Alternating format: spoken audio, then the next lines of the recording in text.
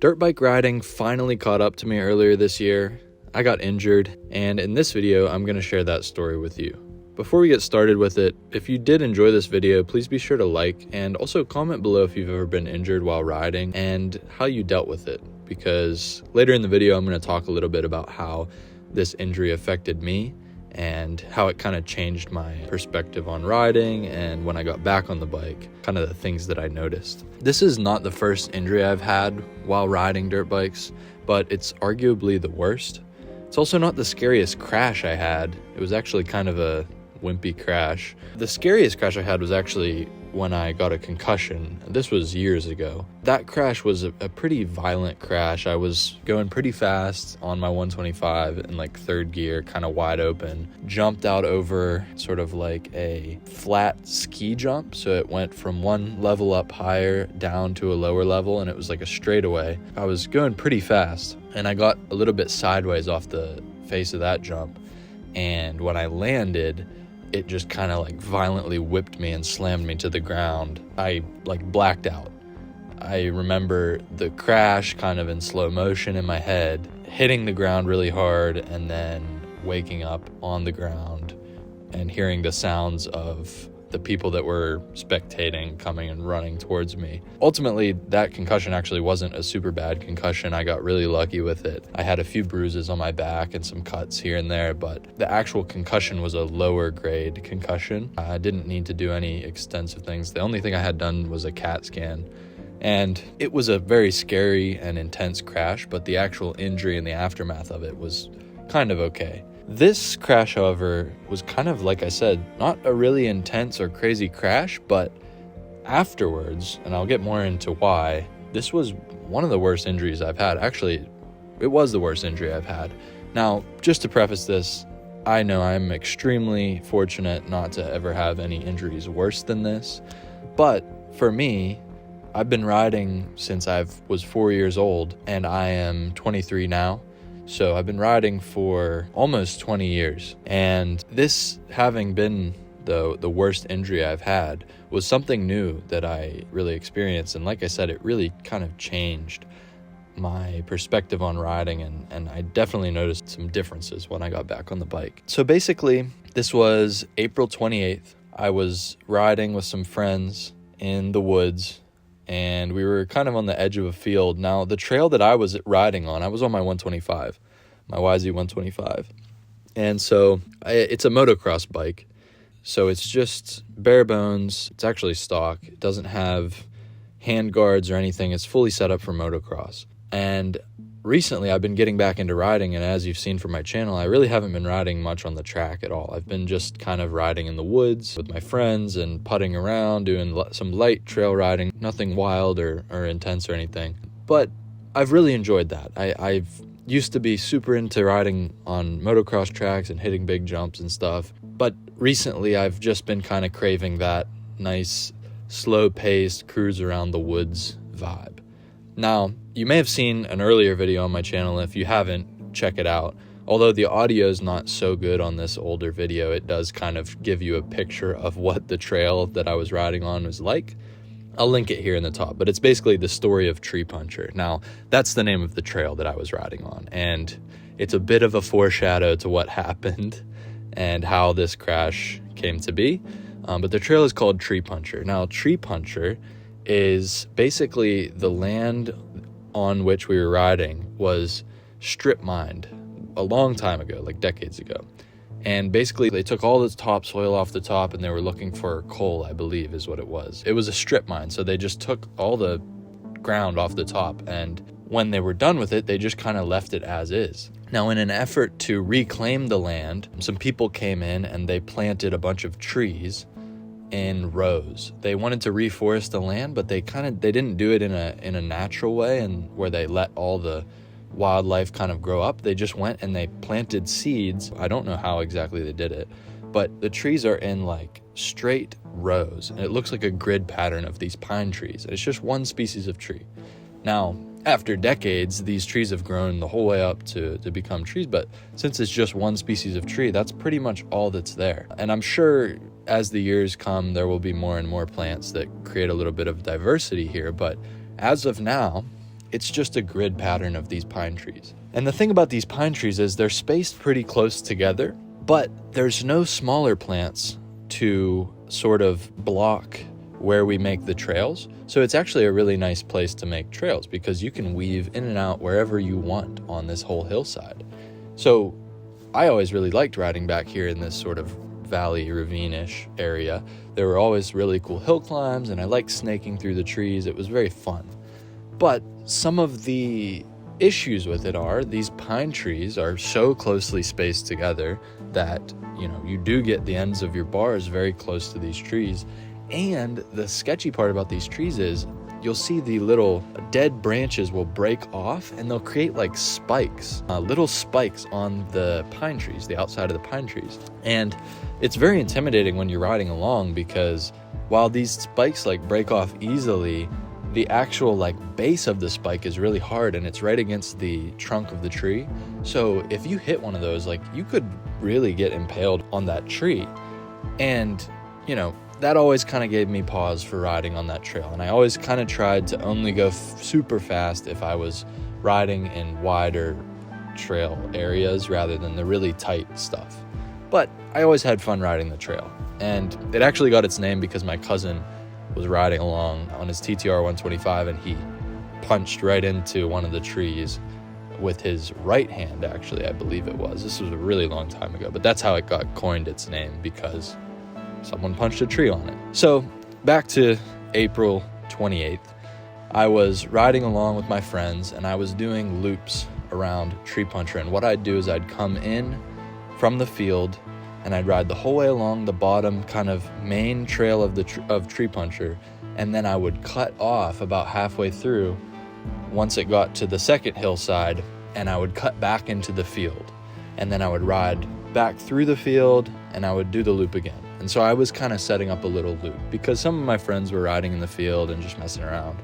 And so I just decided I'm going to do this little loop on my 125 and kind of ride around in circles. So I was doing the loop, and I think it was like my third loop through, I found a really cool place to cut back out through the field, and it was super tight. And, I was having a lot of fun and I was dodging these trees and stuff. And I came in and I dodged a tree on my right, tilted the bike to my left, and my handlebars went over to the left. The left handlebar hit against a tree and I heard this crack, right? And immediately I'm like, oh snap, okay, hit a tree, got lucky, nothing happened. I was pretty okay, but I kind of lost my balance. This is all in the moment of like a couple seconds that I'm thinking this. So I'm like, all right, it's fine. Crack, must have broke one of those branches off, those ones that I was telling you about that create the spikes. I'm like, okay, probably just snapped one of those off. That's what that crack was. But I, in that moment, kind of lost my balance a little bit and I couldn't really save it. I tried to put my foot out to stop myself, but I was kind of just falling. I ended up falling off to the left side of the bike. And unfortunately, I didn't have my GoPro on for this. I wish I did, but I didn't. So I just have to describe what happened to you guys. And then I'll show you the clip as well, where I kind of reenact what happened next, right after this part. But basically what happened was I lost my balance a little bit. I fell off to the left kind of side of my bike, put my hands out to kind of stabilize myself as I fell, to kind of brace my fall. And when my hands hit onto the ground, I looked down at my left hand and I see my finger is just not pointing in the right direction. It is completely gruesomely snapped and all mangled and weird. It was only one of my fingers, but immediately I was like, oh snap, that was not me hitting the tree branch that made the cracking sound. That was my finger. A trigger warning here, but it gets a little gnarly. I am going to put up a couple pictures. There's no gore or blood or anything, but it just does look a little weird. But basically, the tree branch sound, if you imagine a little baby carrot snapping, that's what it sounded like. So immediately I realized, oh snap, this was my finger that broke. And yeah, it was not good. So I immediately got up, I flagged the nearest friend down, and I said, hey, I need to get out of here. Before we get into how the rest of the story went, let me kind of show you a reenaction of what it is so you can get a visual on what happened and where I was. So here's what happened. I was coming up to this section and I was just doing a loop, and I went to enter back onto the field. So I rode down to here somewhere and crossed this and came up through here, and I must have dodged one of these trees here. Like, I went to like dodge this one, right? Or this one here. So I leaned the bike this way, and you could probably tell what's gonna happen. I hit this one with my left, and since I ride with my fingers on the clutch like this, the clutch hit the tree right like this, and when I compressed, it actually pushed the clutch the whole way in, and it hit my finger like right here. I felt it hit, and I heard like a crack, right? And I kind of stumbled up to here, lost my balance a little, and I kind of just tipped over, and I went to like brace my fall, and when I put my hands down, that's when I noticed this hand, the finger was like, I'll put a picture in what it looked like, but it was like down and up. It just looked completely messed up. It was not right. Basically, I flagged my friend down after this and got on the back of his bike, and I said, man, we gotta get to the hospital. So immediately we ride to his truck. I was on the back of his bike. I just left my bike there where it was, and get to the truck, and I'm looking down at my glove. I'm trying not to look at it a lot because I knew that if I started thinking about it, the pain would kind of seep in. But I was looking down a couple times just to check that there was no blood, because I wanted to make sure that it wasn't a compound fracture. It didn't come through the skin. And luckily, I didn't see any blood. So I'm like, okay, I'm just not going to look at this for as long as I can, because I don't want to mess with it. I didn't touch it. I didn't try to move it back. I just left it alone. And I pretended like nothing was happening. I just kept breathing in deeply, and I was flooded with adrenaline, so I really didn't feel a lot of pain. My finger just kind of felt tight and weird because it was not in the right position, and it felt like the ligaments were like pulling on themselves. So it really felt odd. So the whole ride to the hospital, I ended up seeing my dad there. He was on the lawnmower, and I told him, hey, we're going to the hospital. I held my hand up. He saw it. He was like, okay, be right there. Me and my buddy were in the truck. We just send it to the hospital. We get there. The whole ride in the truck, by the way, I was just like, okay, put my sunglasses on. I wasn't looking at my hand. I was just looking out the window. We're going for a Sunday cruise, right? It was feeling really weird, but the pain still did not kick in. It just felt really odd, and I did not like the feeling. It was super uncomfortable. So I just tried my best not to look at it, not to think about it, just listen to music, rip to the hospital.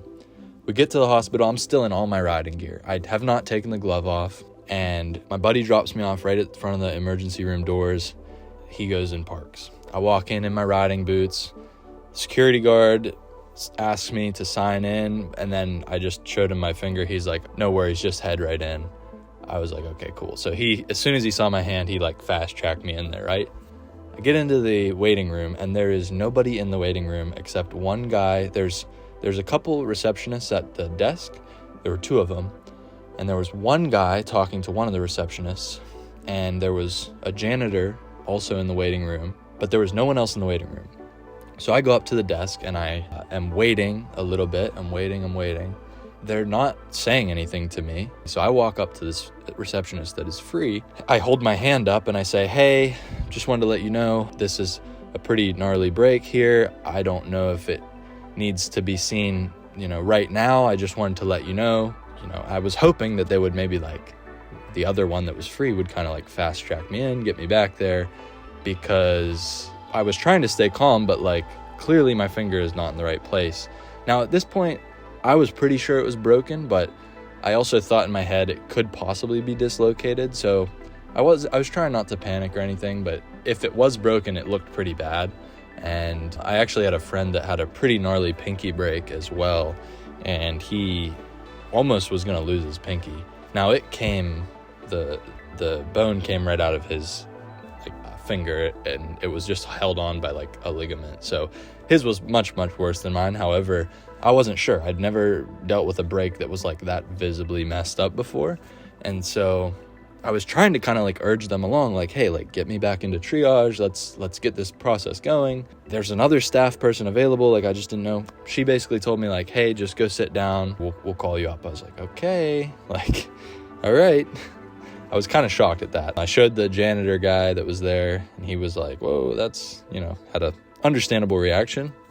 And then my friend came in. He actually brought my shoes in, switched out of my riding boots and put my shoes on. That was weird. That kind of surprised me, but ultimately they ended up getting me back. I filled out the paperwork and whatnot, got me back into triage, and ultimately went through triage. They took me back to a room there, and there was, I believe, only one ER doctor on the floor, and there were a lot of people in there in all the other rooms that were back there. So it was fairly busy. It wasn't a crazy rush or anything, but it was fairly busy, and it kind of surprised me they only had one ER doctor. But, just understaffed hospital, that's how it goes. So ultimately what ended up happening was it really did take a while. They ended up cutting my glove off, and I told they were going to try to pull it off, and I just said, listen, just cut the glove off. I don't care about it that much. So they cut the glove off and took me back, got some x-rays. We waited a while for the x-rays to get reviewed, and then they brought them back and they told me, hey, it's a break, clean break, just on the ring finger, left ring finger, and they kind of told me what they were going to do. And what they ended up doing at the hospital was they gave me 2 nerve blockers right in like the webs on either side of my left ring finger. It completely made my hand numb there. I did take a little bit of pain medication as well, and it kind of timed up to where when it started hurting, the pain medication kind of came in and helped that out. I was waiting there for quite a while before they put the nerve blockers in. Put those in, and the gnarliest sensation I've ever felt, they pulled, the ER doctor was phenomenal. She pulled on my ring finger and stretched it out completely straight. It felt so strange. I couldn't feel pain because of the nerve blocker, but I felt the ligaments just like stretching, right? It was so weird. It was like if you took like a rubber band and it was like you just like stretched it open. It was gnarly. But she pulled my finger really far out and then just like put it right back into place where it was supposed to be. And she was like, hey, this could go back out of place. They put like a temporary sort of brace on my hand. They were like, this could go back out of place. You should go see a hand specialist like ASAP, and they'll let you know what to do if you need surgery or whatnot. So that was that day. I went home. I had this temporary brace on my hand. I was really worried that it was going to pop back out of place. Ended up getting an appointment with the hand specialist the very next day, and I was thinking that I was going to need surgery, but I wasn't sure how they set it back in. We did get the x-rays after they reset it, but they didn't show us the x-rays, so I had no idea. They said it was good, but she told me that it could move in the future. So we went to the hand specialist. I'm waiting. I'm like sweating bullets waiting for him to come in because I'm worried I'm going to have to get this crazy surgery. And I'm not a huge fan of surgery. It kind of freaks me out. It's like one of my large fears. But yeah, I was worried I was going to have to get surgery. I was worried I was going to lose mobility in my finger. All these thoughts were going through my head, right? But he actually told me when he came in, he was like, we did the x-ray. It looks phenomenal. It doesn't look like it is moved at all. And he recommended that he puts me in a temporary brace. Now, I thought I was going to have to be in a cast. And I was also worried that they were going to have to pin it. And, pinning it is like driving these metal pins right into your bone, which is really like gruesome to me and freaks me out. Ultimately, he was like, well, what we want to do is keep mobility up as best we can. So he just put me in a temporary brace, and I was able to take it off once a day whenever I shower and gently move my hand to try to keep up mobility, which that blew me away. I was not expecting that at all. He said he wanted to try to avoid surgery if possible, but we would keep checking back in and getting x-rays to see if it has shifted or anything. This was April 29th. Progressively over the weeks to come, I saw him a couple more times, and he basically would reduce the amount of time I had to wear the brace more and more. And it got to the point where I only had to wear the brace when I would go out of the house, but like when I was home, just chilling, watching Netflix, whatever, I could have the brace off, and I could be like slowly moving my fingers and squeezing my hand to promote this mobility. And it did get better each day. Movement in my finger got better and better, but it it did feel really stiff for a while. And then a month later, on May 31st, I actually didn't have to wear the brace anymore. So I removed this brace, and I was not allowed to do any like rock climbing or high impact activities for the next 6 weeks. Didn't have any weight restrictions, just gradually working towards getting strength back and range of motion. And he did recommend that I go see a physical therapist, but I, to be honest, completely procrastinated that and never did. But I was doing day-to-day tasks, and actually I'm left-handed, so I never mentioned that in this video thus far, but I'm left-handed, so I had to do everything with my right hand, which was very interesting, learning to write and everything with my right hand. Because I'm left-handed, doing day-to-day tasks with my left hand again, I think it was kind of like my own way of physical therapy. So I really kind of got that range of motion back and the strength back pretty quickly, actually, just by doing normal day-to-day tasks. I forget when the first time I rode was, but I've been riding now a handful of times now. At first, it felt really weird to be back on the bike. I rode the CRF 250F for a little bit, and that was chill, that was fine. You know, just putting around, not doing anything crazy. But then I got on the 125 and I rode back to Tree Puncher to film that clip you saw earlier, the reenactment. And I was just having to like hold on really tight.